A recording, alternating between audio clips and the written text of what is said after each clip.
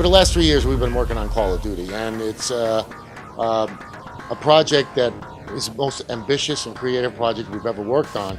And it's taken the 3 years because we've focused just on next gen and spent a lot of time on story, a lot of time on the design. What's great for the fans is that we've been able to iterate more than ever. We've been able to try things, and if they don't work, we can start over again. At the same time, we're making a lot of technology, which I'll let Michael talk about. Yeah, as Glenn mentioned, 3 years to really focus on a true next-gen Call of Duty, right? We were doing things we couldn't have done on the last generation of hardware. So across the board, from gameplay prototypes to focus on narrative and iteration on, taking risks in tech and techniques, across the board, this has been really a luxury to have this third year. And, we have not really taken the foot off the gas since we finished Modern Warfare 3. So we've utilized every day of this to try and make something really special. Yeah, we had a great opportunity to work with Infinity Ward on MW3, and we were pretty proud of what we accomplished during that game, but it was very clear there were opportunities to really innovate, both in off-the-controller gameplay changes, to a new era in the near future, to really delivering an emotional and sort of impactful narrative. And as gamers and storytellers, we really came out of the gate with that focus, innovation and quality. Yeah, and I think from a design perspective, Modern Warfare 3 we had a story that we had to pick up, and we had characters, and even though we added some, it was a time period that we had to sort of follow. And so there were rules and things like that, and it was a blast doing it. But this one, basically, you said 50 years and in the future. And to us, we approached it like a new IP. We had to create the world. We had to create the story, the characters, everything from scratch. It was a blank piece of paper. So creatively, it was a much bigger challenge in terms of what we had to build. So this one feels like we can put our stamp on it more than the last one. There are some tent poles. This isn't just a blank sheet. It's got to be believable. It's got to be relatable. Ripped from the headlines, we say. 60 frames a second. We go still with the realism and the realistic.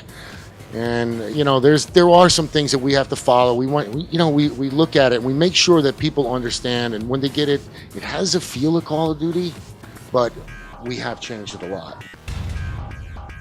Yeah, we had a real opportunity, I think, to bring true narrative, rich, meaningful narrative to Call of Duty. And we see it out there in things that we love, right? From best-in-class series on HBO like Game of Thrones and Breaking Bad, films we love. And we're now seeing this showing up in some games that as gamers just really grab hold of us. And, we're very complimentary to Naughty Dog, and The Last of Us is an example of like really rich narrative and storytelling. And we wanted to bring that to Call of Duty.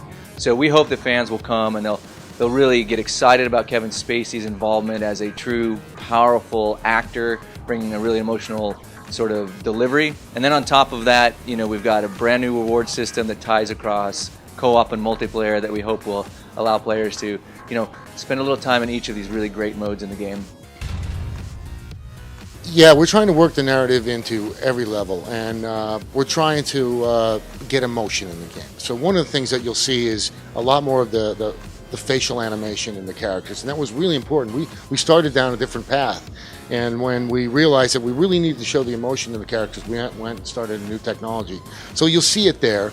There's not a lot of time in the pieces that we're showing to get a little story, but we do have some different hooks that we put into the game, most notably that the movies generally in the past have been where we give you some the missions, and we're trying to bombard you with so much stuff. And in this one, we said we're gonna give you the missions in most cases live in the world, but the movies are for the story.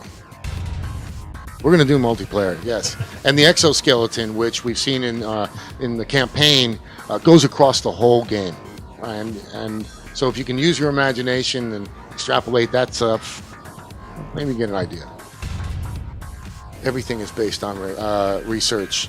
Matter of fact, even some of we look back 50 years in the past to see how much weapons have changed. And there's certain weapons, like if AK-47, for example, if it's changed a little bit, and we have one in the future, we'll just change that about as much.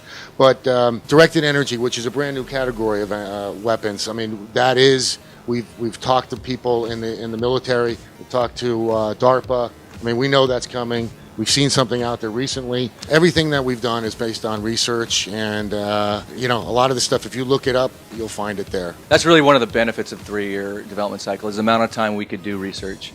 And we've been fortunate to partner with a ton of military advisors, people from, you know, both private sectors and, you know, the Department of Defense. We've got, you know, Tier 1 support from Delta and Navy SEAL Team 6 guys. So yeah, this is based on technology we know is here, right? And every day a headline is made around a technology in our game being on the battlefield. So really, this is about tomorrow's technology in the hands of players today. We couldn't be more excited. Sledgehammer Games is bringing Call of Duty Advanced Warfare to the Xbox One, PS4, and PC on November 4.